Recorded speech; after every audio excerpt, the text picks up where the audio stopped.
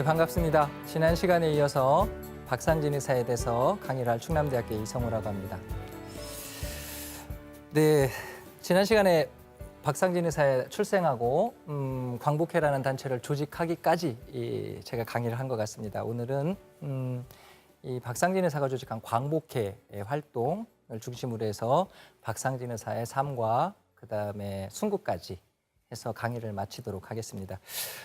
지난 시간에 못 들으신 분들을 위해서 잠깐 정리를 해보면 박상진 의사는 경주 분이시고요.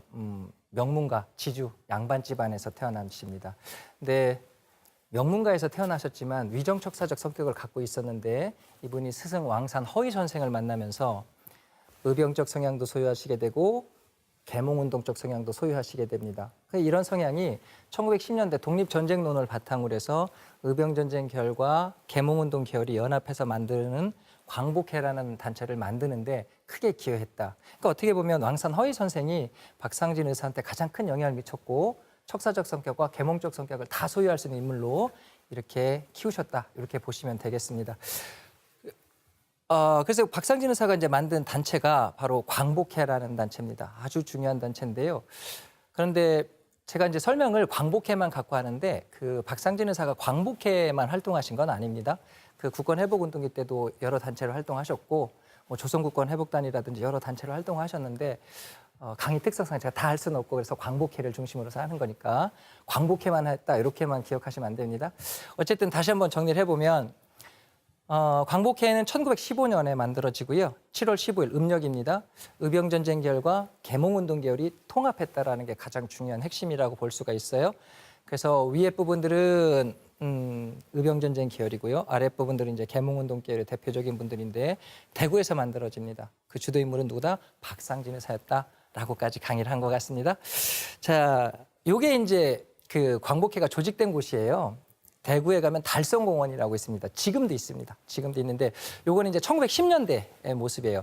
지금이랑 그렇게 많이 변하지는 않았는데 가끔 학교에서 수업하다 보면 학생들이 물어요. 아니 비밀단체를 만드는데 왜 공원에서 하십니까? 이렇게 물어보는 학생들이 있어요. 이게 역으로 생각하면 공원이 비밀단체를 조직하기는 상당히 더 쉬운 곳이에요. 이게 비밀단체잖아요. 우리 뭐 영화 같은 데 보면 막 야심한 밤에 이렇게 몰래 마에서 만드시는데 그렇게 하면 발각될 확률이 더 높아요. 여긴 공원이죠.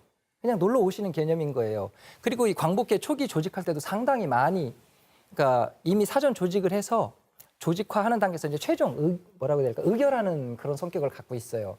그렇기 때문에 정말 많은 인원이 모이게 되는데 이거 뭐 특정 집에서 할 수는 없고 그래서 공원을 선택한 겁니다. 그래서 넓은 공원에서 광복회를 조직을 하시게 됩니다.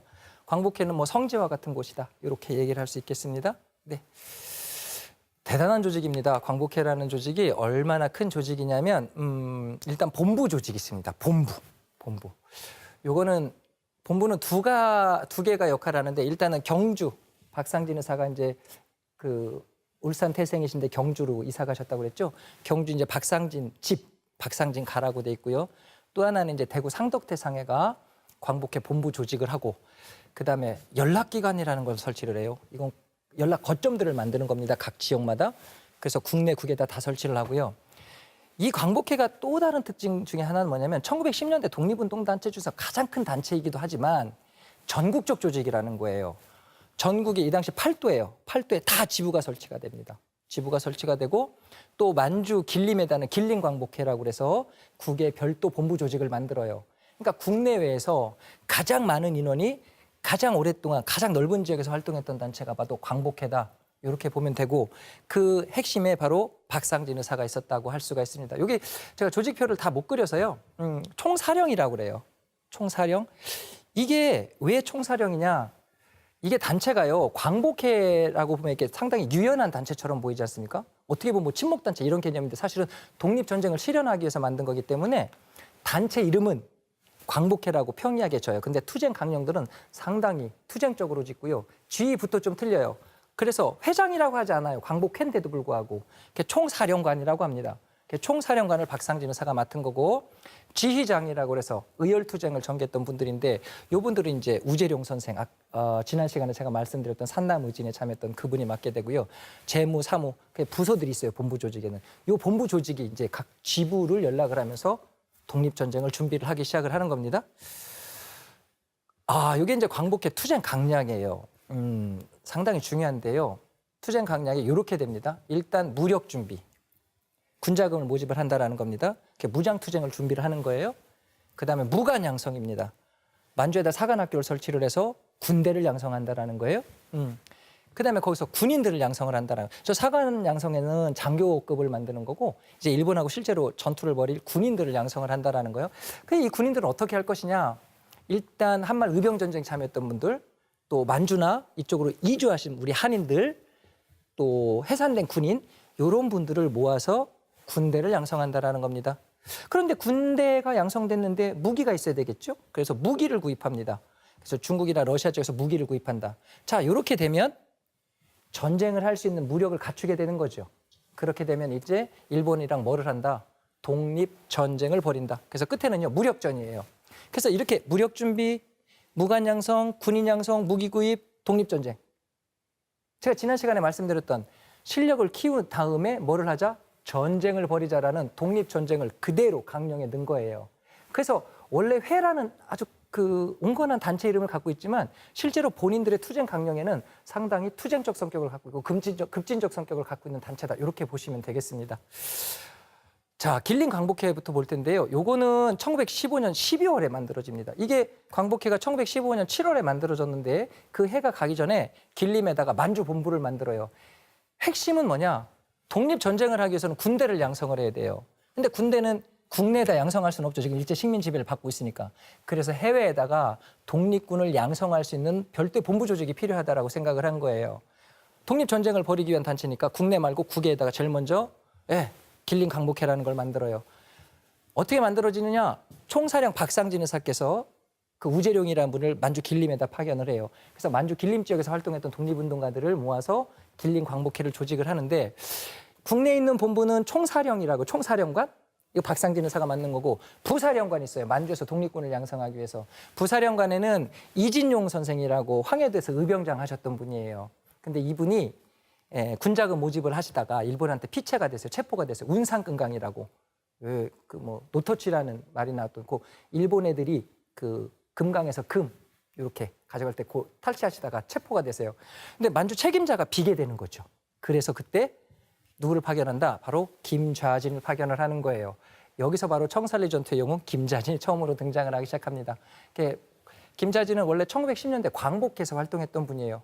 물론 뭐 독립운동가들을 급을 나누면 안 되지만 지휘 체계상으로 봤을 때는 박상진 의사가 총사령관이고요. 김좌진은 이때쯤 되면 뭐 저기 밑에서 독립 자금 모집하는 뭐 그 정도 수준이었어요. 그러니까 1910년대 보면 지금은 우리가 김좌진이 훨씬 높지만 광복회 당시에는 김좌진하고 박상진하고는 엄청난 차이가 나는 뭐 그런 지위에 있었다라고 보면 됩니다. 자, 그리고 국내 지부가 만들어져요. 잠깐 보세요. 경기도, 황해도, 강원도, 평안도, 함경도, 경상도, 충청도, 전라도 8도 지부가 다 만들어져요. 그리고 다 지부장들이 만들어져요. 이 지부가 어떤 큰 역할을 하냐면 광복회가 전국 조직이잖아요. 군자금 모집을 하고 군대를 양성하기 위해서는 경주만 갖고는 안 되는 거죠. 만주만 갖고는 안 되는 거예요. 전국의 핵심적인 조직들이 필요한 거예요. 그래서 각 지역마다 대표적인 독립운동가들을 지부장으로 임명을 해서 항일투쟁을 벌이는데 현재까지 지부장은 다 알려져 있고요. 실제로 참여했던 인원들은 황해도가 26명 정도 파악이 되고 그다음에 경상도가 좀 많죠. 45명. 그다음에 충청도가 제일 많습니다. 충청도가 우리 충청도는 충절의 고장이라고 하잖아요. 이 독립운동은 상당히 많이 배출하는데 여기는 57명 정도 활동을 하시고 전라도 지부에서는 10명 정도 활동하십니다. 물론 저게 다는 아니에요. 현재까지 일본 애들 기록하고 우리 독립운동 기록에서 확인되신 분들만 저 정도 확인되시는 거고 가장 많은 활동을 했던 곳은 어디냐? 경상도하고 충청도예요. 여기가 군자금 모집하고 우리 딸 의열투쟁에서 가장 대표적인 지부가 됩니다. 그래서 사실은 이게 가장 많이 활동하시면서 가장 많은 희생자를 낸 곳도 바로 경상도하고 충청도다. 이렇게 보시면 되겠습니다. 네, 요 연락 거점들이에요. 상당히 많이 만들어졌는데 국내하고 국외하고 틀려요. 국내는 제가 저번 시간에 말씀드렸죠. 연락 거점들은 되게 상점이나 미국상들을 이렇게 슈퍼 가는 것처럼 쌀 사러 가는 것처럼 가서 정보 수집하고 자금 전달하고 이렇게 해요. 그래서 영주가 대표적인 게 있어요. 대동상점, 그다음에 삼척, 광주, 저 경기도 광주입니다. 예산, 연기, 인천 이런 곳에서 미국상을 만들어요. 미국상을 연락 거점으로 만든 이유 중에 하나도 이게 일단 쌀 사러 가는 것처럼 이렇게 광복회원들이 서로 정보 수집하고 명령이 전달돼요. 근데 특히 미국상을 두는 이유는 독립운동을 하다 보면 급하게 자금이 필요한 때가 있어요. 이때는 미국상을 하기 때문에 충분한 현금을 확보하고 있기 때문에 이걸 독립자금으로 쓰기 위해서 미국상을 연락 거점으로 삼고요. 주로 국외는 여관하고 잡화점이에요. 그래서 저 중국 단동하고 장춘에다가 안동여관, 삼달양행, 상원양행. 그러니까 국내는 되게 미국상이고요. 국외 조직은 되게 잡화점으로 연락 거점들을 만들어요. 근데 그 본부 조직은 바로 박상진 의사가 만든 상덕태상회가 중심이 되는 거예요. 그래서 이 연락 거점들을 중심으로 해서 독립운동도 기획되고 의열투쟁도 준비되고 군자금 모집도 이루어지는 겁니다. 가장 핵심적인 조직들이라고 보시면 됩니다. 대동상점인데요. 가장 대표적인 이게 그 연락 거점들이 상당히 많은데 하나만 소개해드리려고 대동상점이라고 영주에서 만들어진 거예요. 이건 1915년 8월에 만들어지는데 광복회가 만들어지고 7월 15일 날 만들어졌으니까 네, 풍기하고 영주 분들이 중심이 됩니다. 근데 여긴 좀 독특하게 교사나 또는 뭐 일정 수준의 사회적 지위가 있는 분들이 만든 거예요. 그래서 요 대동상점이 가장 대표적인 연락 거점이었고 그 길림 광복회 만들 때 요 대동상점에서 자금을 제공을 해요. 가장 대표적인 연락 거점이라서 제가 한번 소개를 드려봤고요. 자, 이제 군자금을 모집을 하기 시작합니다. 군자금. 자, 광복회라는 조직은 국내에서 자금을 모집을 해요. 이걸 만주로 보내는 거예요. 그 독립군을 양성을 하는 거죠. 그러기 위해서 가장 필요한 게 뭐였겠어요? 돈입니다. 군자금. 근데 사실은 처음에는요, 이 광복회가 군자금을 어떻게 모집을 하냐면, 자신들의 재산을 기부를 해요. 기부를. 박상진 의사 울산 광유식당 60만 평 정도 갖고 있다고 그러지 않았습니까? 그런 돈, 또 각 지부별로 그 돈 있는 광복회원들이 자금을 기부를 해요. 자기 재산들을. 그런데 군대를 양성하기 위해서는 이렇게 개인이 기부한 돈 갖고는 좀 어렵겠죠. 특히 광복회원들만 제한을 해서는 군대를 양성할 만큼의 자금이 모이지가 않아요. 그래서 광복회가 아이디어를 하나 냅니다. 자신들은 목숨을 걸고 독립전쟁을 하기 위해서 독립전쟁을 벌이는데 가장 필요한 게 군자금이다. 그런데 자신들이 내는 돈만으로는 군대를 양성하기는 어렵다. 군대를 양성하기 위해서 막대한 자금이 필요한데 그러기 위해서는 뭐를 걷자? 의연금을 걷자라는 거예요. 자, 나라 뺏긴 지 몇 년밖에 안 됐어요. 지금 1915년이니까 5년밖에 안 지났죠. 그래서 각 지역마다 부호들, 돈 있는 사람들한테 의연금 통고서를 보내는 거예요. 우리가 이런 독립운동을 하고 있다. 근데 군대를 양성하기 위해서는 자금이 상당히 많이 필요하다. 근데 당신 돈이 좀 많이 있으니까 우리한테 얼마 정도 기부를 해주면 우리가 이것을 독립자금으로 쓰고 그다음에 군대를 양성하는 데 쓰겠다. 기부해달라는 의연금 통지서를 보내려고 그래요. 예. 미리 결론부터 말씀드리면 잘못 생각하신 거였어요. 의연금 통고서를 보내면 사실 광복회원들은 처음에 이걸 기획할 때만 하더라도 나라 뺏긴 지 5년밖에 안 됐는데 정말 부호들이 정말 조국의 독립을 위해서 정말 많은 돈을 기부할 거라고 생각을 했어요. 그리고 갖는다는 것도 아니고 독립전쟁에 쓰고 나중에 광복되면 돌려준다는 건데 정말 많은 돈이 들어올 거라고 생각을 하셨는데 그렇지는 않았어요. 일단 뭐부터 하느냐? 처음부터 의연금 모집을 하러 간 건 아니에요. 처음에는 일본 애들 자금을 탈취를 해요. 그래서 현금 수송마차 공격도 해요. 요거는 그 우재룡, 권영만 이런 분들이 하셨는데 이거는 경주에서 일본 애들이 세금을 걷어서 대구로 가져가야 돼요. 이걸 우편마차로 수송을 하는데 요거를 탈취하는 거예요. 광복회가요. 광복회 활동을 이렇게 연구를 하다 보면 무슨 첩보 영화 보는 것 같아요. 아주 치밀하게 움직이시죠. 그러니까 서로 연락할 때 저 놀란 건 그거예요. 은어를 써요. 암호. 예를 들면 광부 한 명을 획득했다. 처음에 저를 볼 때 광부를 왜 획득하지? 요거는 광복회원 하나를 더 섭외했다 이런 뜻이에요. 그리고 서로 편지를 주고받을 때는 이게 잡히면 안 돼. 근거 자료가 되니까. 그래서 어떤 방법을 쓰냐면 저도 놀랐어요. 소금으로 글씨를 써요. 소금물에다 이렇게 글씨를 써요. 몇 날 며칠 어디에 모일 것. 그러면 그냥 우편으로 받아보면 이걸 읽을 수가 없어요. 글씨가 없어요. 근데 광복회원들은 다 알아요. 요거를 불에다 이렇게 쬐면 글자가 드러나요. 오, 놀랍지 않습니까? 첩보 영화 보는 것 같다니까요. 그래서 이 경주 우편마차도 아주 치밀하게 준비해요. 경주에서 대구로 가는 우편마차에 그 권영만이라는 분이 부탁을 해요. 아, 내가 너무 아파서 대구로 병원을 가야 되는데 지금 수송한 게 없다. 나 죽을 것 같다. 이 우편마차에 좀 태워도 그래요. 그래서 타요. 쭉 가는데 우재룡이라는 분은 이미 경주하고 대구 사이에 효영교라는 다리가 있어요. 다리를 미리 가서 나무 다리였어요. 다 부셔놔요. 우편마차가 가다가 못 지나가요. 그러니까 못 지나가니까 밑에 개울로 지나간단 말이죠.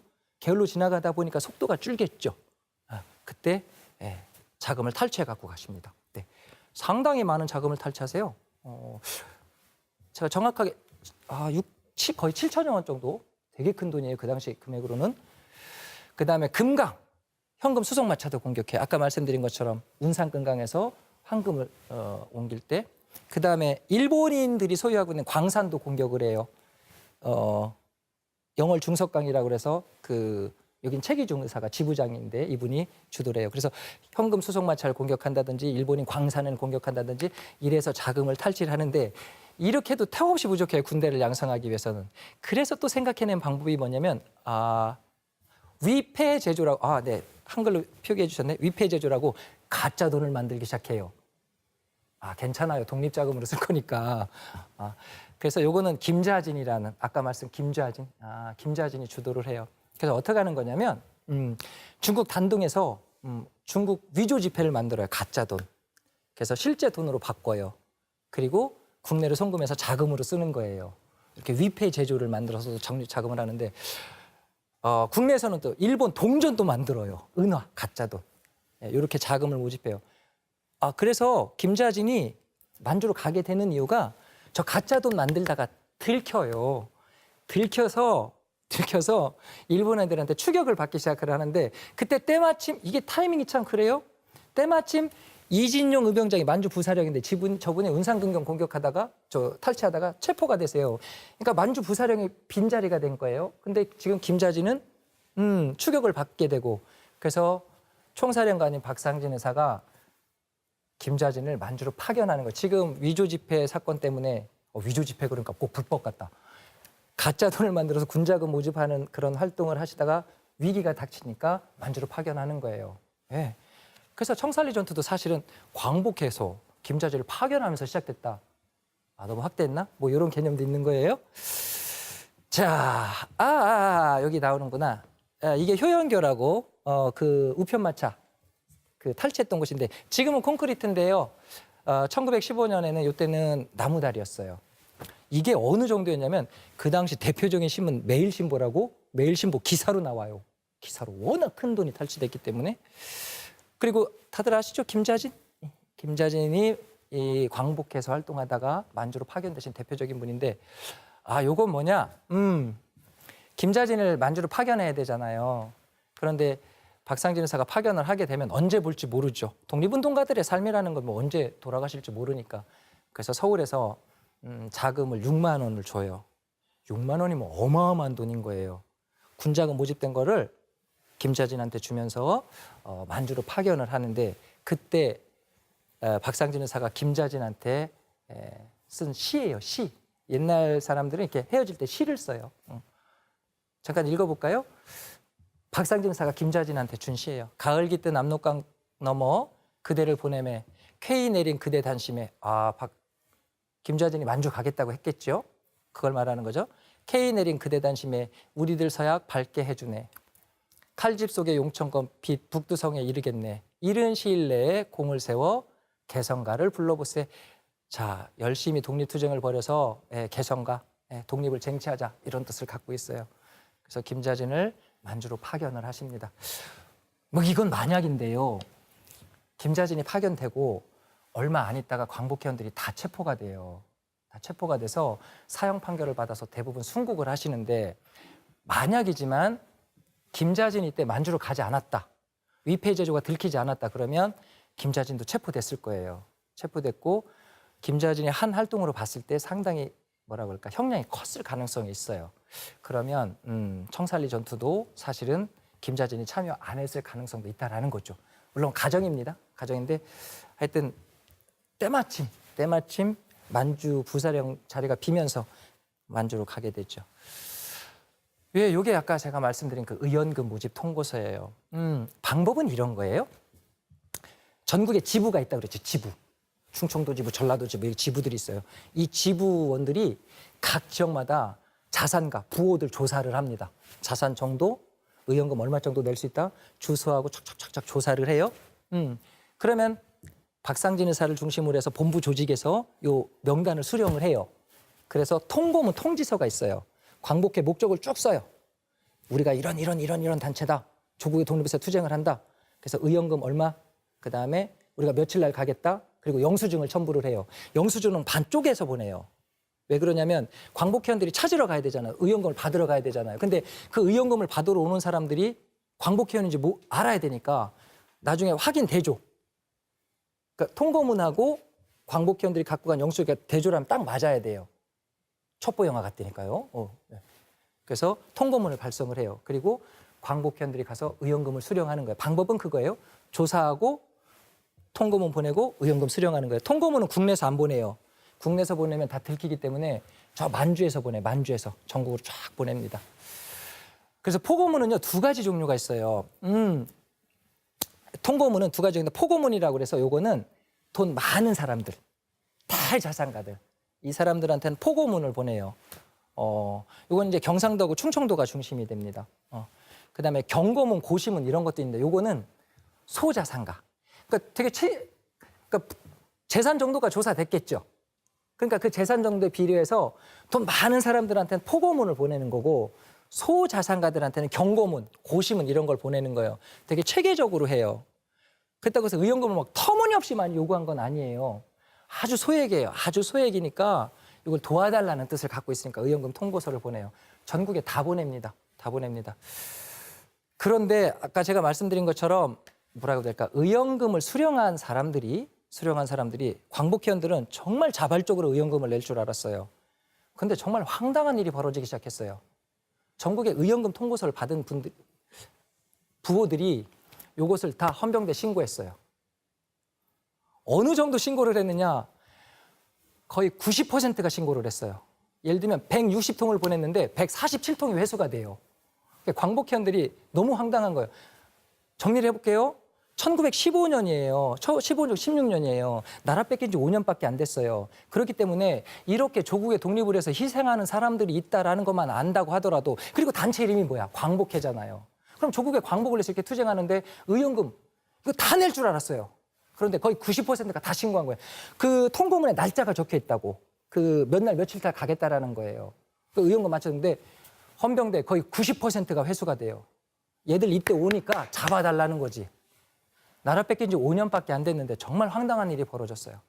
그게 제일 먼저 이렇게 친일로 전환하는 계급들 중에는 부호들이 있어요. 부호들. 돈 많아서 그런가 봐요. 어쨌든 황당한 일이 벌어졌어요. 그래서 광복회가 이건 아니잖아요.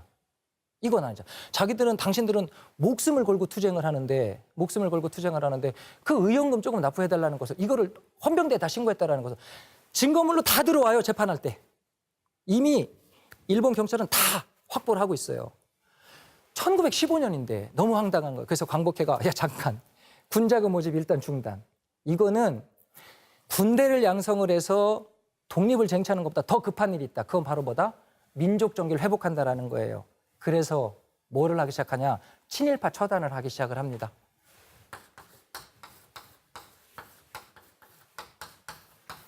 당신들은 목숨을 걸고 투쟁을 하는데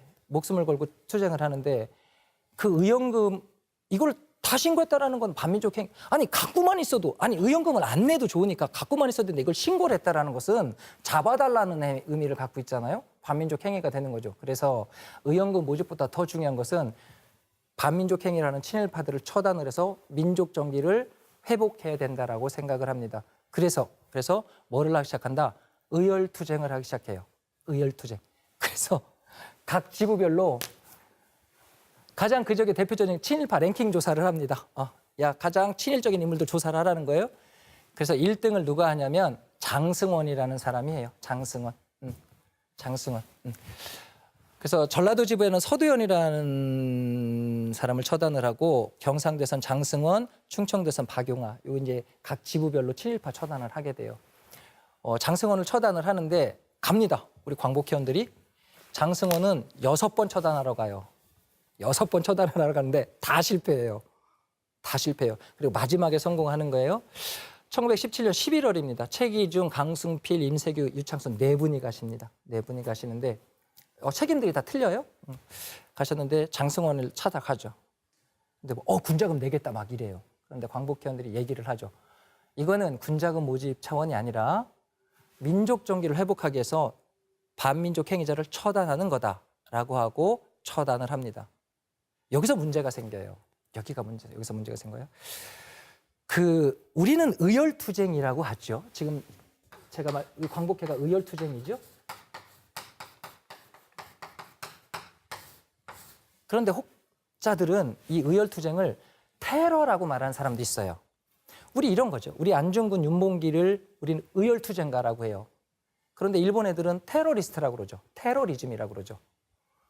근데 학생들도 실제로 의열투쟁과 테러를 구분 못하는 학생들이 너무 많아요. 너무 많아요. 그래서 이 광복회를 폄하하려는 사람들은 이런 얘기들을 해요. 친일파를 처단을 했다. 장승원을 처단했다. 박용화를 처단했다. 한국 사람 아니냐. 한국 사람을 죽였는데 이게 어떻게 독립운동이냐. 같은 민족끼리 죽였는데. 이러면서 광복회 의열투쟁을 테러라고 하는 사람들이 있어요. 아니에요. 본질적으로 틀려요. 학교에서 강의할 때도 의열투쟁과 테러 구분 못하는 학생들한테 정확하게 정의를 내려줘요. 의열투쟁하고 테러를 구분할 수 있는 분 있어요?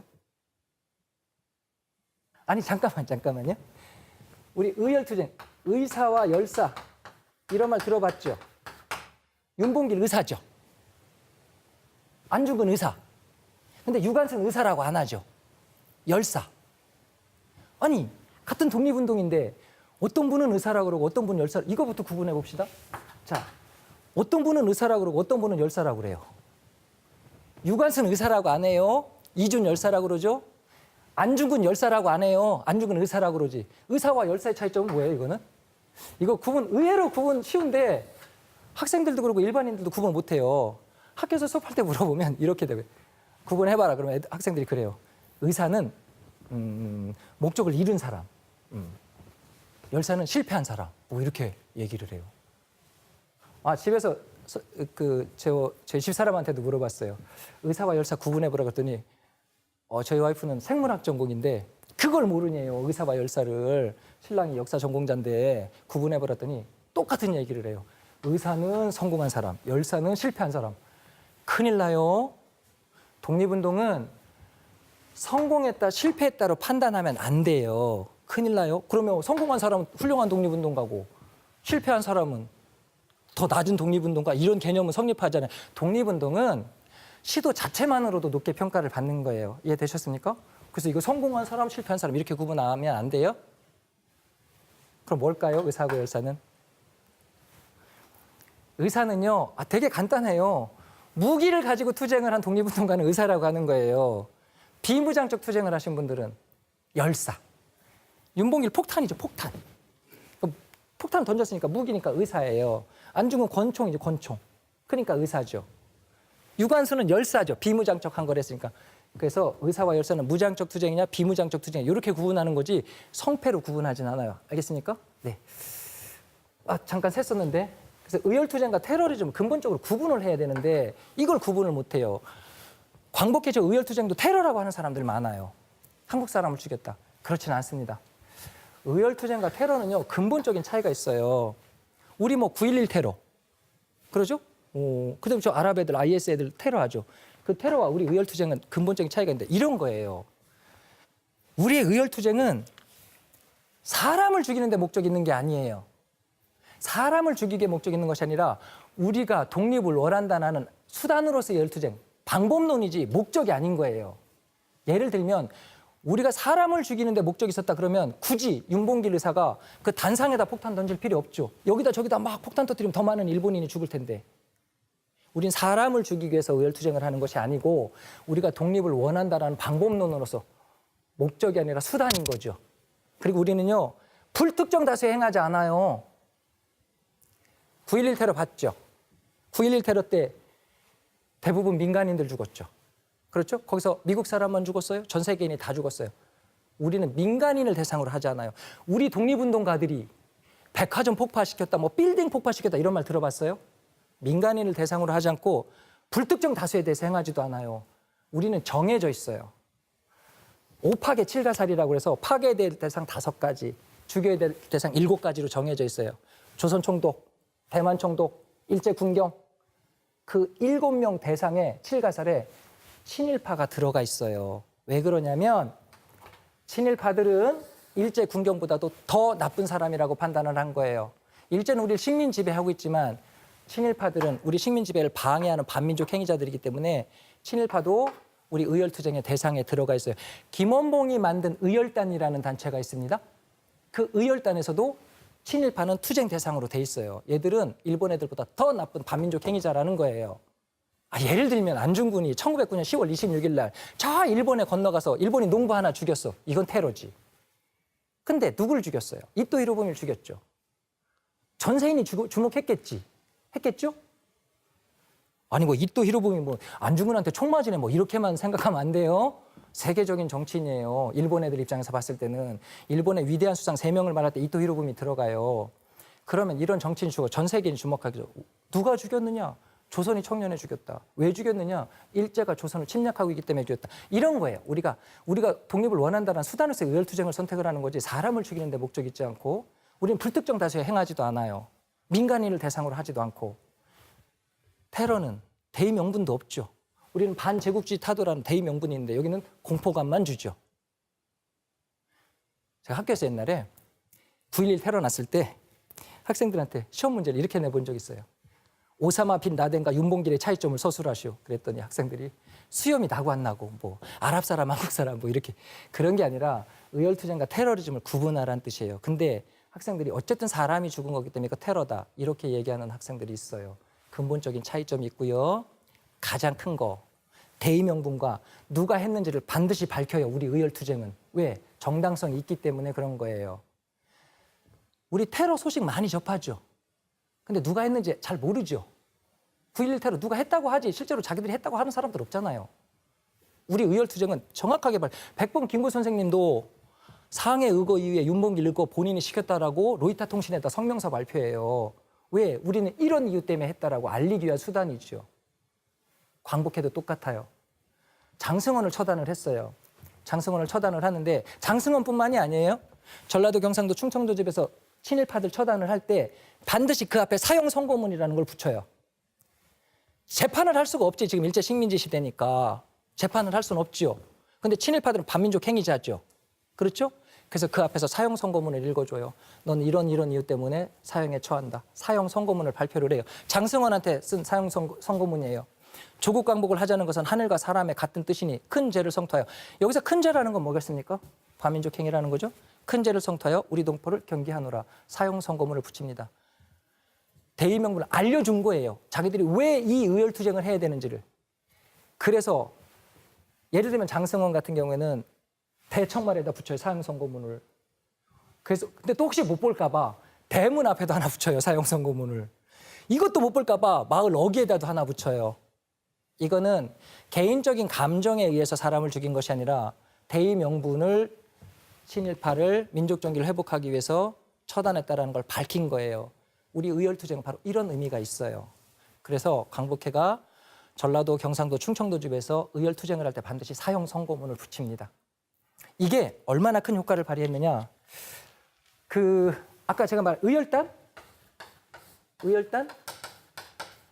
이게 1919년에 만들어지는 거예요. 저 만주 길림에서 김원봉이라는 인물이 만들죠. 김원봉. 네. 대부분의 의열투쟁은 다 김원봉이 만든 의열단이 해요. 백범 김구가 만든 한인애국단. 이것도 의열투쟁이 했는데 여기는 이봉창,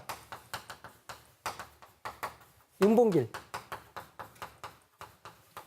이거 둘이죠. 그 학생들이 봉봉 브라더스라고 그래요. 외우기 쉽다고. 나머지는 다 아이고, 다 의열단이 한 거예요. 김지석, 김상옥 뭐 많아요. 의열단이 한 독립운동 투쟁은. 근데 그 의열단을 김원봉이 1919년 21살 때 만들어요. 21살 때 이 김원봉이 대표적인 의열투쟁단체 의열단을 만드는데 이 의열단을 만든 이유를 뭐라고 밝히냐면 1910년대 광복회가 국내에서 전개한 의열투쟁을 목격했다. 이것이 조국을 독립시킬 수 있는 가장 합리적인 방법이라고 생각했다. 그래서 나는 뭐를 만들겠다? 의열단을 만든다라고 할 정도예요. 쉽게 말하면 1919년에 의열단이 만들어지는데 이건 이제 1920년대죠. 우리 한국사에서는 1919년 20년대로 넣어요. 20년대 의열투쟁을 전개하는 대표적인 의열단조차도 1910년대 광복회 의열투쟁을 본받아서 의열투쟁을 전개한다고 할 정도로 1910년대 독립운동뿐만 아니라 1920년대 독립운동에 가장 큰 영향을 미친 단체다. 이렇게 얘기를 합니다. 그래서 사형 선고문을 반드시 붙여요. 대의 명분을 얘기한 거예요. 친일파 저단이라는. 그런데 이게 광복회 해체의 결정적인 계기가 됩니다. 자, 일본 애들 입장에서 보겠습니다. 일본 애들. 제가 첫째 시간에 말씀드렸지만 1910년대는 무단 통치예요. 헌병 경찰 통치라고. 전국 지역에 헌병들이 배치돼서 바둑판처럼 식민 지배를 하는 기반 시설을 식민지인들을 지배하고 있는 거예요. 숨을 쉴 수가 없을 정도로 아주 철저하게 감시하고 탄압했던 시기가 1910년대예요. 일본 애들이 이렇게 생각한 거예요. 헌병과 군대를 동원해서 식민지 조선인들을 무조건 찍어 누르기만 하면 식민지 조선인들은 식민지에 적응할 것이고 식민 지배에 협조할 거라고 생각을 한 거예요. 그래서 그렇게 무식한 무단 통치를 한 거예요. 선생님들도 다 군복 입고 칼 차고 수업을 했다고. 이렇게 철저하게 무단 통치를 하면 식민지 조선인들은 순응하고 잘 따라올 거라고 생각을 했는데 이게 1910년대 국내 통치 기본 방식이었는데 15년부터 전국에 뭐가 날라오기 시작했다? 광복회 통고문이 날라오기 시작했다라는 거죠. 아니 이렇게 무단 통치를 하는 상황에서 광복회 독립운동 단체가 활동을 하는데 그 단체 이름도 뭐다? 광복이라는 단체를 쓰기 시작했다라는 거죠. 그러면서 일본 애들이 일제 경찰이 긴장을 하기 시작을 합니다. 광복회 통고문 날라오기 시작하면서. 근데 이 통고문이 한 군데만 나오는 게 아니라 전국에서 막 나오기 시작한 거예요. 근데 그 단체 이름이 광복회라는 거고. 그러더니 조금 있다부터 친일파들이 죽어나가기 시작하는 거예요. 그래서 1917년 9월, 10월, 11월 달 가면 일제 모든 경찰들이 다 뭐에 투입되느냐? 광복회원 그 체포에 투입이 돼요. 그래서 광복회가 예의주시하게 되는 거예요. 그러니까 이분들이 광복회 통고문도 광복회라는 이름으로 보내고 사형 선고문에 사형 선고문 저 끝에 안 썼는데 광복회원 누구누구라고 써놓고 가요. 그러면서 광복회가 일제 경찰의 가장 큰 예의주시하는 그런 단체가 돼요. 이 1917년 후반기 가면 일제 모든 경찰은 다 광복회원 체포에 다 투입이 돼요. 그런데 일본 경찰 애들도 머리가 있겠죠. 머리가 있어요. 있겠죠. 도대체 이 광복회라는 단체가 뭔가를 조사를 해봤더니 독특한 특징이 있다는 겁니다. 전국에 의원금 통보서가 왔는데 주소가 너무너무 정확한 거예요. 주소가 너무너무 정해. 부호들 주소가 너무너무 정확해요. 번지수도 안 틀려. 그리고 의원금 통보액이 자산정대 정확하게 비례해요. 요거는 뭐다? 그 통고문을 받은 지역에 광복회원이 살고 있지 않으면 절대 불가능한 일이라고 봐요. 그렇죠. 뭐 전라도 사는 사람들이 제가 어원동 사는데 어원동에 누가 부자인지 이거 어떻게 알겠어요? 그리고 그 사람 주소를 어떻게 알겠어요? 요거는 그 지역에 광복회원이 있다라고 판단을 한 거예요. 그래서 통고문이 가장 많이 날라온 충청도를 조사하기 시작했어요. 특히 충청도 중에서 어디? 천안에서 제일 많이 날라와요. 그래서 일제경찰이 천안을 집중하기 시작했어요. 그랬더니 이상한 인물 하나가 포착이 된 거예요. 장두환 의사라고 천안 분이에요. 이 장두환이란 일본 경찰 애들이 이 장두환이라는 분은 이거 뭐 가끔 나가면 막 한 달 있다 오고 뭐 2달 있다 오고 그리고 막 이 집에 막 많은 사람들이 왔다 갔다 해요. 천안에서 광복회 통고문을 제일 많이 날라왔고 그래서 장두환 의사 집을 습격을 했어요. 체포를 했는데 광복회원들 명단들 통고문 쓰다 남은 거 이런 증거물들이 막 나온 거예요. 그래서 이걸 기반으로 해서 광복회원들을 잡아들이기 시작을 해요. 그래서 광복회는 1918년 1월에 들어가면 대부분 다 체포가 되십니다. 1월 달에 충청도 지부에서 충청도 지분들이 제일 먼저 잡혀요. 저분들이기 때문에. 그리고 총사령 박상진 의사는 2월 달에 체포가 되십니다. 근데 박상진 의사는 참 안타까운 게 뭐냐면 1918년 1월에 충청도 지부원들이 체포되기 시작했어요. 광복회는 전국 지부를 다 갖고 있는데 일제가 잡아들인다라는 거 정부 입수했겠죠. 그러면 가장 먼저 피난해야 될 분이 총사령관 박상진 의사죠. 그러죠. 그래서 박상진 의사는 국외로 탈출하시기 위해서 저 경상북도 안동 지역에서 응거하고 있었어요. 일본 경찰이 계속 수색해 오니까. 그래서 경상북도 안동에서 응거하시다가 만주로 탈출하기 직전이었었어요. 탈출하기 직전이었는데 안타깝게도 안동에 응거하고 있는 박상진 의사한테 비보가 전해줘요. 무슨 비보가 전해졌느냐. 박상진 의사 생모가 계세요. 생모. 이 생모가 위독하시다는 거예요. 선택을 해야 되는데 두 가지예요. 지금 경북 안동에 있어요. 광복회를 유지하고 독립운동을 계속하기 위해서는 지금 안동에서 국외로 가시면 돼요. 국외 독립운동 기지가 있기 때문에. 이해되셨습니까? 그런데 출발하기 직전에 고향에서 연락이 왔어요. 어머니가 위독하시대요. 자, 국가를 생각을 한다고 한다면 만주 망명의 길이 맞아요. 그렇죠? 그런데 어머니가 위독하세요. 그럼 경주로 가면 이건 효를 선택해야 되는 거예요. 박상진 의사는 두 가지 갈등에 놓입니다. 국가 독립을 위해서 만주를 가게 되면 계속 광복회 활동도 할 수 있고 계속 독립전쟁을 벌일 수가 있어요. 평생 꿈꿔왔던 꿈이 이거죠. 광복회를 만들어서 독립전쟁을 벌이는 거예요. 근데 어머니가 위독하시대요. 경주로 가면 100% 잡혀요. 그렇죠? 일제경찰 기다리고 있겠죠. 그러죠? 경주 녹동에 집으로 가면 어머니 위독한 걸 가면 100% 잡히는 거예요. 두 가지 선택의 길이 놓인 거예요. 만주를 망명하느냐, 집으로 돌아가느냐. 박상진 의사는 뭘 선택했겠습니까? 만주 망명을 선택했겠습니까? 경주 녹동 지부를 향하는 걸 선택했겠습니까? 박상진 의사는 만주 망명을 포기를 하고 집으로 가십니다. 집으로. 이게 지금 생각해보면 학생들도 이거 이해 안 될 거예요. 저렇게 큰 뜻을 뿜은 사람이 저 총사령관인데 저 광복회원들 다 어떡하라고 자기는 이거 체포하러 가느냐. 조선시대뿐만 아니라 근대 개화기 때도 이 충하과 효는 같은 개념이에요. 지금 이해 안 되겠죠? 불충은 불효인 거예요. 그래서 박상진 의사는 효를 선택합니다. 1918년 2월 1일 날 박상진 의사가 경주 녹동 집에 나타납니다. 당연히 일제 경찰들이 기다리고 있다 체포를 하죠. 근데 안타깝게도 이미 박상진 의사 어머니는 돌아가셨고요. 장례 마지막 날이었어요. 그래서 임종을 지켜보진 못하지만 어쨌든 상주로서의 역할은 다 합니다. 물론 다 하진 못했죠. 절하고 나오는 순간 체포가 되니까 일본 경찰 애들이 절을 할 수 있게는 해줘요. 그리고 기다리고 있다가 체포가 되시는 거예요. 좀 안타깝죠. 저 같으면 그냥 만주 갔을 것 같아요. 광복회를 위해서, 조국의 독립을 위해서. 그런데 박상진 의사는 효를 선택을 했습니다. 그래서 결국은 집으로 가서 체포가 되세요. 그리고 이제 뭐 황해도 경상도 지부원들이 다 체포가 되면서 1918년에 광복회는 해체가 됩니다.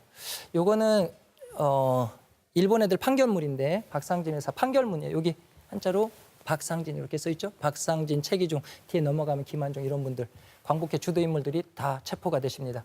체포가 되다 다 어디로 오느냐? 공주로 와요. 왜 그러냐면 천안에서 체포됐기 때문에 충청도가 관할 법원이 돼요. 그래서 40명 정도가 재판에 회부가 돼서요. 공주지방법원에서 32명이 유죄 판결을 받아요. 최종심까지 가게 되는데 사형이 박상진, 당연히 총사령관이니까 사형, 최기중 의사, 그 풍기광복단 기억나십니까? 그다음에 김한종 의사, 충청도 지부장, 임세규, 김경태, 장승원, 박용화 처단했던 분이에요. 이분들은 이제 다 체포가 되셔서 사형이 집행되고요. 장도환 의사, 이분 때문에 체포됐는데 이분은 10년형을 받으셨어요. 10년형을 받았는데 그 장도환 의사 그 손자분하고 인터뷰를 했는데 선생님 제가 인터뷰를 했는데 옥사예요. 마포 형무소에서 장도환 의사가 돌아가셨다고 그 유해를 가져가라고 연락이 왔대요. 그러니까 시신을 수습을 했겠죠. 이 후손분이. 근데 머리에 대못이 박혀 있더래요. 여기 대못이. 그러니까 이게 이제 일본 애들은 병사라고 발표를 했는데 병사 같지는 않다. 대못이 박혀 있으니까 뭐 후손분이 뭐 역사한테 거짓말 하실 리는 없을 테고. 그래서 정확하게 말씀드리면 이 광복회로 박상진, 최기종, 김한종, 임세구, 김경태, 장도환 6분이 사형 순국을 받은 거예요. 그래서 언제 순국하시느냐? 대구 영무소에서 이제 1921년 8월 11일 날 사형이 집행돼서 순국하십니다. 요거는 이제 박상진 의사 그 사형 집행 그 신문 기사예요. 이 당시 1920년 때 동아일보, 조선일보를 보면 광복회 재판에 관계된 기록들이 상당히 많이 나와요. 하여튼 사형이 집행됐으면서 생을 마감하시는데 이때 나이가 38입니다. 38. 정말 젊은 나이죠. 젊은 나이에 조국의 독립을 해서 독립전쟁을 꿈꾸다가 결국은 이루지 못하고 순국하신 분이고요. 요게 이제 그 마지막 돌아가시기 직전에 남긴 시, 이걸 좀 읽어드릴게요. 물론 앞에 부분도 있는데 제가 좀 잘랐어요. 다시 태어나기 힘든 세상, 다행히도 남자로 태어났건만 이룬 일 하나 없이 이 세상을 떠나려니 청산이 조롱하고 녹수가 조롱하네 라는 마지막 시를 남기고 사형이 집행되십니다. 그리고 요거는 고원실기 약초라고 그 아드님이 있어요. 박상진 의사 아드님. 그분이 이제 저기 아버지의 그 역사를 서술한 거고, 그다음에 요거는 이제 그 아까 그 송정동 그 생가 있죠? 생가에 가면 박상진 의사 기념관이 서 있어요. 혹시 울산에 가시면 한번 들렸다 오세요. 네, 이렇게 해서 이제 그 박상진 의사 삶을 조명을 해봤는데 제가 전달하고자 하는 것은 이런 거예요. 박상진 의사 삶뿐만 아니라 우리가 1945년 8월 15일 광복을 맞이해서 우리가 지금 이렇게 잘 살 수 있었던 것은 박상진 의사뿐만 아니라 일제 식민지 시대를 극복하고자 했던 수많은 독립운동가들의 희생이 있었기 때문에 가능했다라는 겁니다. 물론 저 많은 재산을 다 독립운동에 기부하고 당신 부인은 1950년대, 60년대 냉방에서 한 끼밖에 먹지 못하는 삶을 살아가셨지만 그분들의 희생이 있었기 때문에 사실은 우리가 있는 거예요. 근데 그분들의 희생을 테러니 테러리즘이니 뭐 이렇게 폄하하려는 사람들도 꽤 있는 것 같아요. 그렇게 하면 정말 잘못된 거예요. 우리가 역사를 공부하는 가장 큰 이유는 현재 문제를 해결하기 위해서 과거에서 역사적 교훈을 찾아와서 더 밝은 미래의 역사를 만들어 가기 위해서 우리가 역사를 공부하는 거예요. 이걸 우리가 역사 효용성이라고 합니다. 그렇기 때문에 이 시대를 어떻게 보는가가 바로 우리 미래를 결정을 하는 거예요. 간단합니다. 일제 식민지 시대를 극복하겠다는 독립운동가들의 역사 인식이 광복을 맞이한 거예요. 그런데 우리가 그분들의 희생을 자꾸 테러니 뭐 이런 걸 폄하하면 안 된다라는 겁니다. 그분들에 대한 정당한 예우와 평가는 못 해줄 망정 우리가 그분들을 역사에서 자꾸 지우려고 하면 안 된다라는 거죠. 물론 잊혀진 독립운동가일 수도 있어요. 그 밀정의 마지막 대사 조승우가 그런 얘기를 하죠. 기억할까요? 잊혀지겠죠. 이런 말을 하죠. 많은 독립운동가들이 이름 없이 잊혀져 갔지만 그분들의 희생이 있었기 때문에 현재 우리가 있는 겁니다. 그분들에 대한 예우와 평가를 제대로 할 수 있는 그런 세상을 만들어 갔으면 하는 그런 생각으로 강의를 마쳐봅니다. 네, 고생들 하셨습니다.